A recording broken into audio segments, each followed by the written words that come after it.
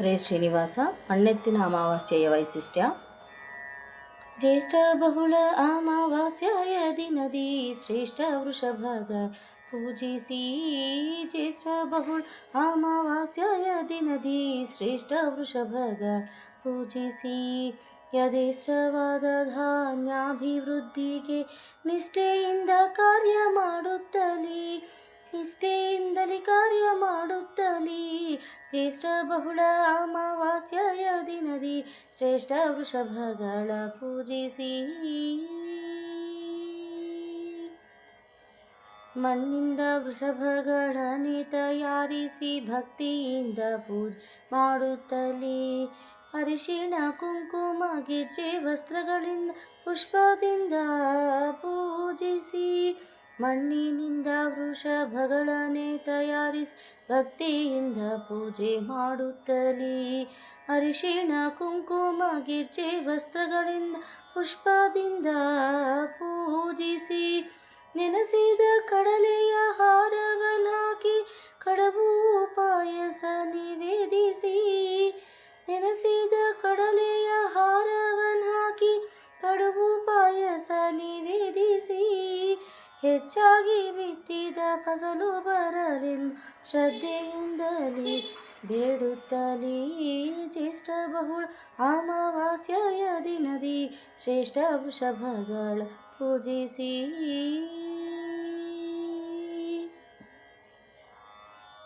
ಪಂಚಭೂತಗಳಲ್ಲಿ ಒಂದಾದ ಭೂಮಿಯಲ್ಲಿ ಬೀಜ ಬಿತ್ತಲು ಧಾನ್ಯ ರೂಪದಿಂದ ಹೆಚ್ಚಾಗಿ ಪಡೆಯ ವೃಷಭಗಳ ಪೂಜಿಸಲು.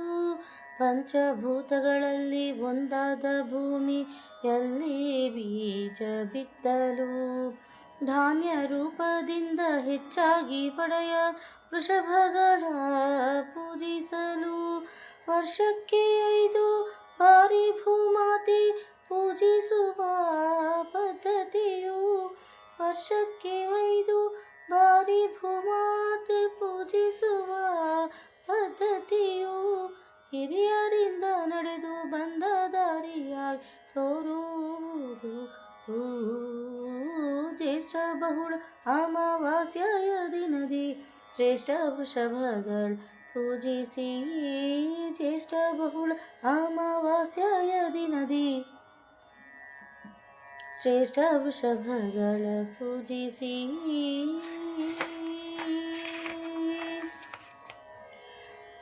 ಮಣ್ಣೆತ್ತಿನ ಪೂಜೆ, ನಾಗ ಪೂಜೆ, ಗೋಕುಲದ ಪೂಜೆಯು, ಗಣೇಶನ ಪೂಜೆ, ಗೌರಿ ಪೂಜೆ ಎಂದು 5 ವಿಧ ಇರುವುದು.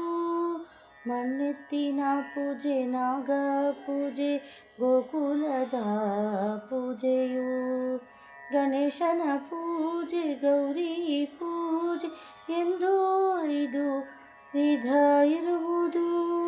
ಭಕ್ತಿಯಿಂದ ಶ್ರದ್ಧೆಯಿಂದ ನಿಷ್ಠೆಯಿಂದ ಪೂಜಿಸುತ್ತಾ, ಭಕ್ತಿಯಿಂದ ಶ್ರದ್ಧೆಯಿಂದ ನಿಷ್ಠೆಯಿಂದ ಪೂಜಿಸುತ್ತಾ, ಮಧ್ವೇಷ ಕೃಷ್ಣನ ವರಗಳ ಬೇಡುತ್ತ ಭೂಮಿಯಲ್ಲಿ ಚೆನ್ನಾಗಿ ಬಾಳುತ್ತಾ. ಜ್ಯೇಷ್ಠ ಬಹುಳ ಅಮಾವಾಸ್ಯೆಯ ದಿನದಿ ಶ್ರೇಷ್ಠ ವೃಷಭಗಳ ಪೂಜಿಸಿ. ಜ್ಯೇಷ್ಠ ಬಹುಳ ಅಮಾವಾಸ್ಯೆಯ ದಿನದಿ ಶ್ರೇಷ್ಠ ವೃಷಭಗಳ ಪೂಜಿಸಿ. ಯಥೇಚ್ಛವಾದ ಧಾನ್ಯಾಭಿವೃದ್ಧಿಗೆ ನಿಷ್ಠೆಯಿಂದ ಕಾರ್ಯ ಮಾಡುತ್ತ